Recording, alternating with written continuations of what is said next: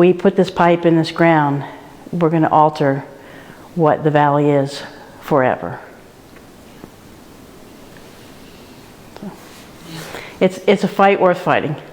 We did a life cycle analysis of the two of the pipelines that indicate that the minimum greenhouse gas emissions per year would be 98 million tons, and that's a lot of gas. And to give you an idea, the relative magnitude of those figures is that we have 49 million tons currently in the state, in Virginia.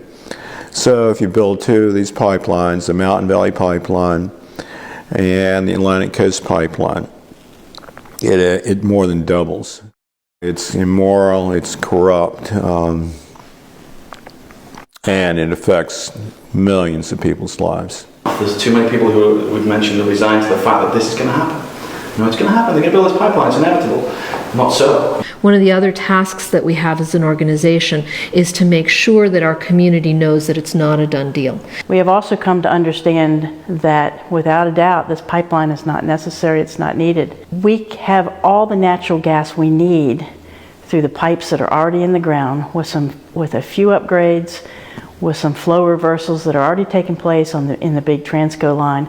All the gas that Virginia and North Carolina needs far into the future could be supplied. So and even Dominion admits that solar is cheaper, but solar doesn't bring them as much on the bottom line as the building of this pipeline. So it's a business decision for Dominion, and it shouldn't be. It should be a decision for the future of our communities. In our mountains, there are very narrow ridges, and for them to clear the right-of-way that they're talking about needing in order to build the pipeline, when you have a ridge that's only 20 feet wide, and you're saying you need 125 feet to do this construction, then the only way to do that is to cut the top of the mountain off.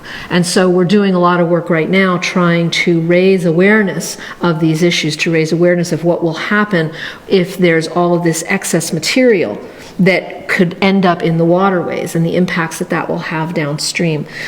But first of all, without a justification, why should we be discussing taking any of our beautiful mountain peaks away?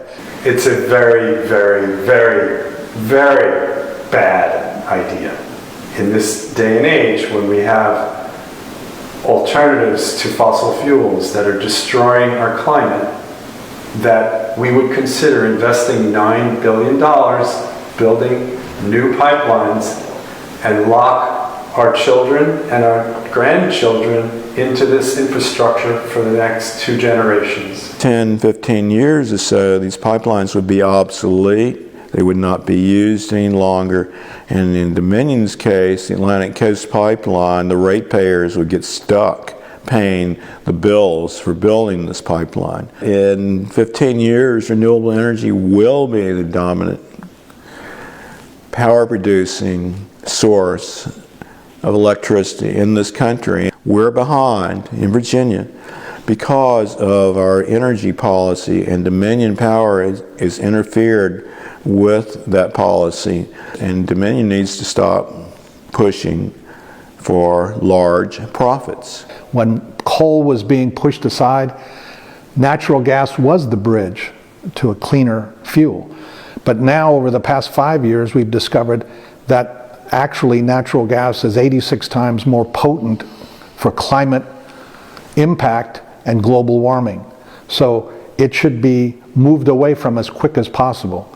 What we are learning in this fight is going to be a playbook to help the next community that's going to be assaulted with this sort of a threat.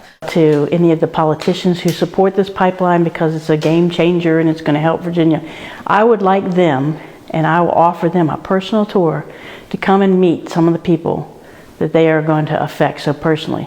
Come and meet the family who will have to leave their house because their septic field will be destroyed. Come and meet the family that the construction will be 16 feet from their front door, and talk to them about what it's going to be like when that machinery is all around their house. And the woman's disabled son is unnerved by what's happening, and the dog and the cat are going crazy. Come and talk to the farmer who wants to pass on the farm to his next generation and sees that his livelihood is being threatened by this pipeline crossing a mile of his farm and affecting it.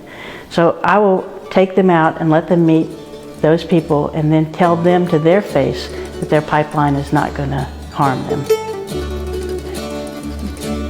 You're gonna reap just what you sow.